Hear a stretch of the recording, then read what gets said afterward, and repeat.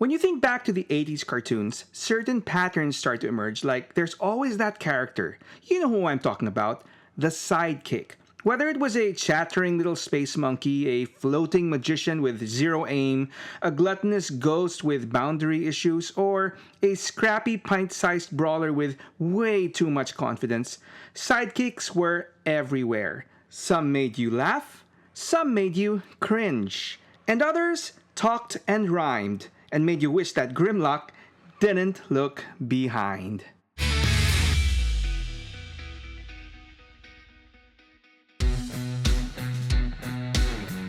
When you think back to those first couple years of Transformers toys, there was quite a lot to get excited about.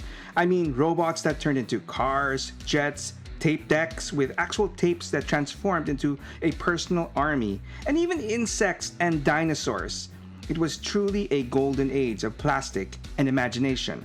But among all the heavy hitters, I would argue that some of the most popular Transformer toys were the mini-bots, little dudes who transformed into little vehicles. Why? Well, because they were small, simple, and cheap, perfect for kids to take around everywhere they went and play with, and easy on a parent's wallet. It also didn't hurt that they were featured pretty regularly in the cartoons, where despite their small size, came packed with big personalities, like the overconfident cliff jumper who could have almost ended the Great War with one shot. That he missed, of course. The gruff and tough Brawn who literally used Megatron's fusion cannon against him and lived to tell the tale. And who could forget everyone's favorite lovable grump, the eternally annoyed Gears. Oh, and there was also that little yellow dude who was fine, I guess. Year 2 brought us even more memorable characters to the lineup, like Warpath, who was all like wham bam, thank you kapow and kablam. Beachcomber, the cool pacifist hippie without the patchouli oil scent, and Powerglide, the high-talking, high-flying stunt show-off with a literal heart. I mean, by this time, these guys weren't mere sidekicks. They were literally the ones getting the girl. But by year 3, things started to slow down, big time. I mean, we definitely got more mini-bots, but for the most part, they were all just recolors and retools of what we've already seen before. All but one. One brand new mini-bot arrived in 1986. And for the most part, at least when it comes to the toy, the most you could say about him was, well, hey, at least he was new. But that was pretty much it. Enter the Autobot Wheelie, who on paper, or to be more specific, his tech spec, presented a lot of character potential and a lot to like. The sole survivor from a party of intergalactic colonists, and a barbaric little savage who managed to stay alive by cunning, stealth, and fearlessness. I mean, this was definitely something any 10-year-old kid could get behind, but unfortunately, the toy we actually got looked far from the crafty and cool survivalist he was supposed to be. I mean, he had a generic bland orange face, no head mind you, just a face, that looked like it was made of gummy candy, which topped off a deformed body with a hunchbacked frame and extremely long arms. One can only wonder how he managed to even survive birth. I mean, if robots could give birth, that is. Okay, let's not go there, but you know what I mean. And then you had his alt mode, which surprisingly might have been based on an actual car from the 1950s, the Fiat Abarth record car, which I guess was cool, but either way looked weird and couldn't be saved by his predominantly bright orange deco. To be fair though, there does seem to be a plausible explanation as to why Wheelie's toy turned out the way it did. I mean, looking at the original concept art by visual creator Filipino Floro Derry, whose design served as the basis for most of the new Transformer toys released in 1986, you could see that despite Mr. Derry claiming it to be his least favorite of the bunch, Wheelie's design was still pretty decent. Anyway, it seemed that something was lost in translation between the original concept and the toy designers, who imagined Wheelie not as a mini-bot but as a fully sized one. I mean, yes, I understand that test shots are intentionally made bigger than the final product, but I'm willing to bet that initially the designers did not know that Wheelie was supposed to be a mini-bot. Take a look at this much better and more proportioned design with an actual head and a detailed helmet. But when it was made clear that Wheelie was a mini-bot, I guess they doused him in some toxic waste like that dude from the first RoboCop movie, and the end result was that deformed mess of a mini-bot that we got. But even then, the designers did try to salvage the toy by initially planning to incorporate a pullback motor to his alt mode, which would explain the robot hunchback, I guess. But at the last minute, even that was scrapped. Anyway, as bad as the toy was, and to be fair, a good number of those original Transformer toys were pretty rough, Wheelie thankfully looked a lot better in the first full-length Transformers movie in 1986, where Wheelie, along with a whole plethora of new Transformers characters, made their official animated debut. But before we get to the story proper, I would like to point out one significant detail about Wheelie the character, in that in almost every iteration, he is portrayed as a child, or at the very least, a very young Autobot, which is unique. I mean, while the mini-bots were small in size, most of them were portrayed as older characters, or at least that's the impression I got, which makes Wheelie different, and I guess kinda cool in that despite his young age, he's usually depicted as a very feisty, resourceful, and resilient bot. And it's these qualities that definitely help him survive on his own for extended periods of time in hostile environments. Like the planet Quintessa, where the OG Wheelie story starts, with a little Autobot rolling onto the scene as a lonely survivor on the nightmarish planet, inhabited by Sharkticons, Alicons, and giant robot squids, and where our heroes, Hot Rod, Cup, and the Dinobots, crash after their ship is shot down in a blaze of glory. By the Decepticons. And while Hot Rod and Cup end up getting captured by the Quintessons, the Dinobots, led by Grimlock, run into Wheelie, who initially taunts them with his high-pitched voice and sing-song rhyming speech. Okay, enough of that. But seriously, his voice, surprisingly done by Frank Welker, the same guy who voices Megatron, talk about range, is probably the one thing people remember most about Wheelie, and also the thing that makes him most divisive. I guess while kids found it charming, I myself was indifferent, most adults found it insufferable. Also, just a quick aside, I'd like to give the person, or peeps, behind Wheelie's entry in the TF Wiki a huge shout out. They literally did the entire entry in rhyme. Talk about wild. Quite fitting for our wild boy. Anyway, after a humorous exchange of a Dinobot bitch slap and Energon slingshot to the nose, Grimlock and company find a new friend in Wheelie, who thankfully makes up for his annoying ways by leading them to the Quintesson base just in time to rescue Hot Rod and Cup from becoming a Sharkticon meal and showing them a ship, provided he gets a trip, that they all use to get off Quintessa and reunite with their fellow Autobots. And just like that, Wheelie, the lost boy of Quintessa, joins a new cast of characters, for better or worse. At this point, I'd like to take a quick detour and mention an alternate telling of Wheelie's story as told in the pages of the Big Looker storybook called The Story of Wheelie, the Wild Boy of Quintesson. Now, if you're a regular viewer of my channel, you know that I don't tend to cover storybooks meant for younger audiences, but in this case, I decided to make an exception for two main reasons. First, it gives us a pretty cool looking version of Wheelie, like I'm talking armed with a laser knife and a fireball hurling sling, and wearing a necklace of Sharkticon teeth cool. And secondly, the entire book is beautifully illustrated by the late great artist Earl H. Norem, who, if you aren't familiar with, is responsible for creating some of the most awesome 80s cartoon imagery of our childhood. Like, seriously, this guy is legend. Wait for it, and I hope you're not lactose intolerant because the second half of that word is dairy. Legendary. Sorry, so this story starts off with Wheelie's ship crashing into the jungle planet of Quintesson, killing everyone on board aside from himself, of course, including his parents. What a great way to start off a book for kids, huh? It's worth noting that their ship happens to be the same corkscrew ship from the movie, so maybe it really was his ship to begin with. Anyway, left to fend for himself, Wheelie is captured by the Quintessons and is almost fed to the Sharkticons, but thankfully escapes into the jungle where he successfully evades capture. After quite some time, like enough time for Wheelie to learn how to rhyme, craft a nifty little bag to carry all his fireballs and become a wild boy, a second Autobot ship carrying Hot Rod, Cup, RC, and the Dinobots also crashes on Quintesson. Not because they were shot down by Decepticons, mind you, but because Grimlock and Slag overloaded it with supplies. Good job, guys. So Wild Boy Wheelie pops out of the bushes, screaming savagely and hurling fireballs to, I suppose, welcome them to the jungle? Just kidding. He actually zings those fireballs at a bunch of hidden quintessons who had been planning on ambushing the new arrivals.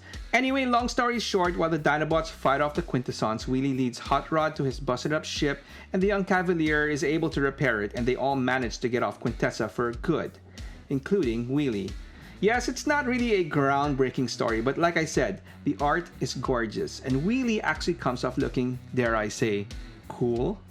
That being said, after the movie, Wheelie stuck around as part of the main cast of season 3 of the cartoon, which meant we got even more rhyming, more slingshot action, and a whole lot of Wheelie say, do this today energy. That being said, Wheelie did serve a purpose as the new BFF of human ally Daniel Witwicky, filling in the void left by the original BFF Hot Rod, who had since grown up into the new Autobot leader, Rodimus Prime. No Wheelie-centric episodes though, from what I recall. Oh wait, there was this one time where he and Daniel set off to figure out when Ultra Magnus's birthday was and ended up in an adventure involving flying space eels, overzealous sentry bots, and getting captured by Cyclonus on an asteroid rigged to crash into Cybertron. In the end, they're all rescued by Ultra Magnus, who could thankfully deal with that now, and Wheelie manages to activate the asteroid's self-destruct sequence, and the Autobots escape just in time to celebrate Magnus's birthday, which they simply declare to be that very day. To which Wheelie wanna know, why we not think about this long ago? Which, I mean, he does have a point. And speaking of points, I hope you don't mind me pointing out that apparently 85% of my viewers are currently not subscribed to my channel. So what are you waiting for? If you're even just remotely entertained by this story, help a brother out by giving me a sub. I would really appreciate it. Anyway, while the Transformers cartoon ended right after a very short, like 3 episodes short 4th season, the story apparently continued in Japan with their Headmasters series. Now, given that the show was titled Headmasters, it was pretty understandable that the Japanese writers wanted to focus on these new Transformers, and so a majority of the 86 cast was basically written out of the series early on. Ultra Magnus? Dead. And Rodimus Prime, Cup and Blur? Gone, off on some quest to find a new Cybertron. But Wheelie, true to his survivalist ways, remains as a full-fledged cast member. This was due to his close association with Daniel. Apparently, the Japanese were fond of keeping little kids in many of their cartoons, and whose adventures together served as side story material for many episodes. While thankfully Wheelie no longer had his rhyming gimmick, I mean, have you tried rhyming in Japanese? This Wheelie apparently turns his brattiness and immaturity level up to 11, even if he sort of plays the role of Daniel's big brother. So, love him or hate him, true to his survivalist designation, in the game of Autobot longevity in the cartoons, Wheelie somehow outlasted everyone else, a claim to fame he can take to his grave. Now, as far as the comics are concerned, there really isn't much to talk about with regards to the original Marvel series, beyond a comic adaptation of the 86 movie. Neither is there anything to his appearance in the short-lived Dreamwave series, although I think it's worth mentioning that he didn't talk. Thank God. He just bit Optimus Prime for attacking his buddy, the Sharkticon No. As usual though, it's IDW To The Rescue, giving us another exciting chapter in Wheelie's story, where we get a refreshing and surprisingly not so annoying take on the guy. It all starts with his very own Spotlight issue in 2008, where we are introduced to the rather insignificant little Autobot, Wheelie, the type of guy whose main responsibility is restocking artillery for his much bigger bot bros. Fortunately though, it isn't long before Wheelie gets his big break, an all-important assignment to scout the galaxy for other inhabitable worlds, which he gladly takes on. Unfortunately, on his very first mission, he crashes and gets stranded on a very far-off, uncharted planet of LV-117, starting off his own Castaway/Robinson Crusoe story, as narrated by him in a very normal way. Yup, no rhyming here, just a normal speaking Wheelie, which honestly is quite strange. But don't worry, we'll get back to the rhyming later on. Anyway, if you're wondering why his arm is discolored, well, very early on, he tried making friends with the native wildlife, and unfortunately no ba weep granaing or weep nini bonging could save him from getting his arm chomped off. He recovered it later on though, from the creature's poop. So yeah.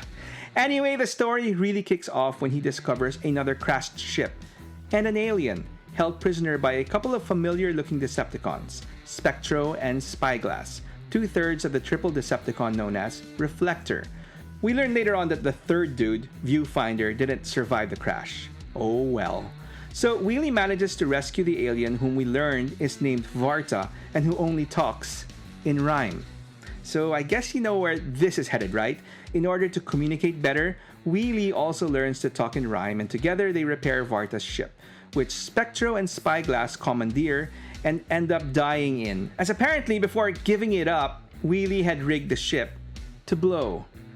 Eventually though, Wheelie and Varta build another ship and successfully make it off LV-117 and arrive on LV-118. Well, Wheelie does. Varta gets killed off in an unfortunate time travel encounter with the Decepticon Bludgeon. Another story for another time. I mean, he taught Wheelie how to rhyme, so he served his purpose.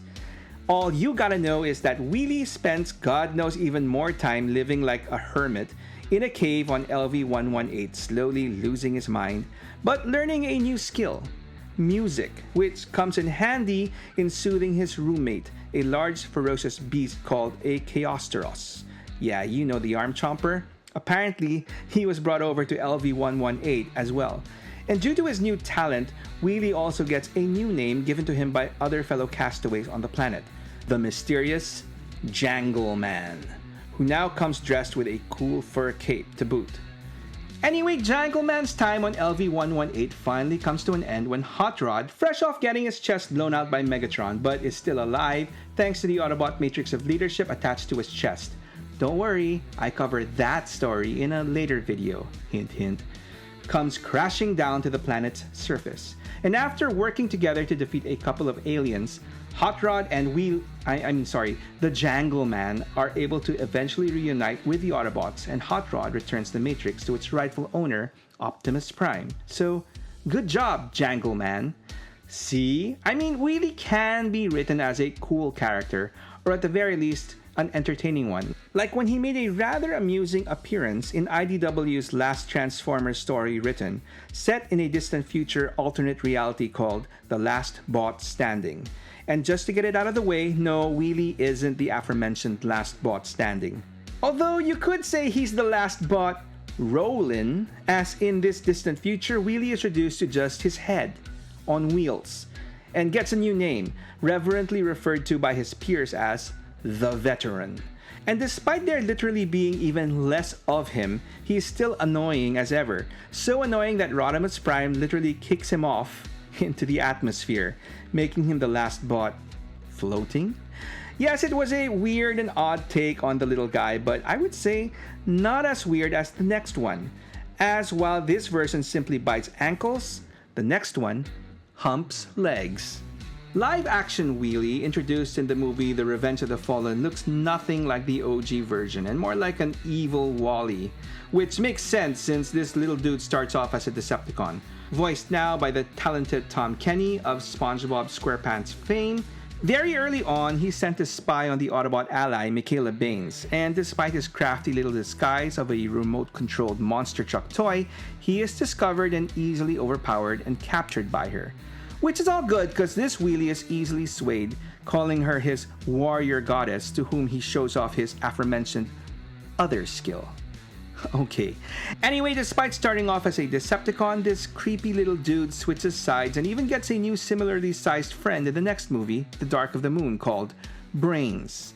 And together they play a pivotal part in the final Battle of Chicago when they take down an entire Decepticon ship from the inside.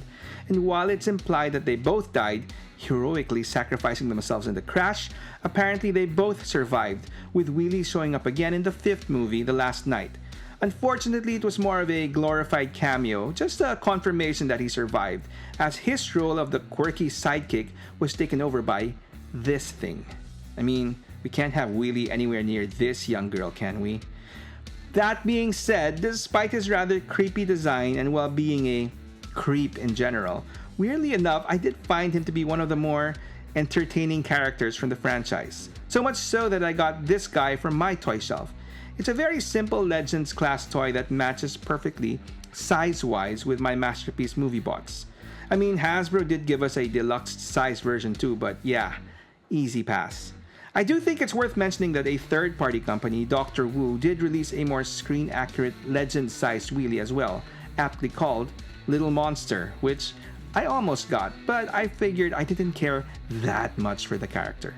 I did care enough though for getting myself a modern rendition of the OG character, cause like him or not, there's no denying his place in the main cast of the 86 movie or third season of the cartoon. Not surprisingly, there isn't much to talk about, but whatever. Let's do it! First up is a very simple and basic Legends class version released in 2009. I mean, there's really not much to talk about this guy, but he fits his role, I guess. At the very least, he transforms into a sort of Earth mode, which is pretty cool, as is the cool Easter egg of his signature slingshot, which is sculpted on the inside of his shoulder. 3 years later, Hasbro gave us possibly the most modern take of Wheelie as an adult, or I guess a what-if version of what he would look like if he managed not to annoy his fellow Autobots too much that they allowed him to make it into adulthood. Yup, a deluxe class wheelie that came with an actual slingshot accessory that could double up as a blaster. And speakers, which were carryovers from this toy's previous life as Generations Jazz. But if you preferred a more traditionally sized and G1 looking wheelie, Hasbro gave us the Titan's Return version in 2016, which thankfully wasn't a headmaster, but something even better in my opinion. See, aside from being an accurate looking and articulated G1 wheelie, his gimmick was that Titan Masters could drive his alt mode. Despite his small size, his alt mode was designed to comfortably accommodate Titan Masters in the driver's seat. So yeah. Pretty cool. Leo. Okay, I admit that one was pretty forced. Anyway, and then in 2021, Wheelie was unfortunately downgraded into an accessory for Studio Series 86 Leader Class Grimlock. I mean, I don't know, I guess having a little wheelie that can't transform and is basically pre-posed to just ride on Grimlock is kinda cool, but at the end of the day, I would have preferred that portion of the budget to be allotted to a proper Dinobot sword or crown. Especially since this wheelie was completely unnecessary since only a year later, we got this guy, Studio Series 86 Core Class Wheelie, who was articulated and could transform, which I didn't get because before I knew of its release, I got a third-party upgrade kit by DNA Designs for Grimlock that came with its own articulated transformable wheelie. Granted, it's rather rough and finicky in both modes. It does the job, and call it stubborn pride, but after spending on this kit, I refuse to get the official version. Oh well, at least my Grimlock has properly articulated arms and no missing teeth. And finally, we have the only masterpiece version of Wheelie out there, X-Transbot's Ollie, which is bad. Wheelie bad! But despite it being released way back in 2014, it is the only masterpiece option of Wheelie currently available, so yeah. That being said, my Ollie is like the second or third release of this guy, which X-Transbot supposedly fixed up. Don't get me wrong, it's still pretty bad, but at least it stays in one piece and is good enough to perch on top of my Reximus Prime or knockoff oversized masterpiece Grimlock. And speaking of good enough, I give you Fans Toys Parkour, my current version of a masterpiece cliff jumper. I mean, given his status as a second-rate Bumblebee, I kid, it took me 3 tries to finally get my ideal toy for this guy. He's not the best, but visually, he's good enough for a masterpiece cliff jumper in my collection. So if you want to know more about this little red dude, don't go jumping off a cliff, just check out his story over here. Or if you want other Transformers content, you can check out this playlist over here. Either way, thanks for watching, and I really hope you come back for more.